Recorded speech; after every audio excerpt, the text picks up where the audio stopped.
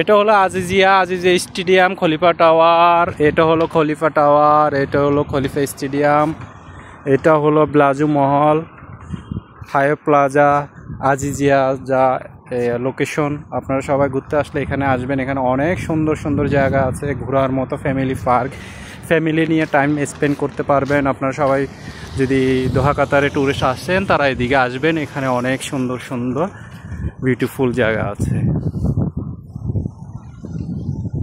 এটা হলো আজিজিয়া খলিফা টাওয়ার। খলিফা টাওয়ার হলো কাতারের অনেক পুরানো একটি টাওয়ার, সবচেয়ে পুরানো মধ্যে এটি একটি। এটা দূর থেকে অত সুন্দর না হলো, কাছে আসার পরে এটার সৌন্দর্যটা আরো অনেক গুণ বেড়ে যায়। আপনারা যদি কাতারে ট্যুরিস্ট আসেন এখানে এসে ঘুরে যাবেন। খলিফা স্টেডিয়াম।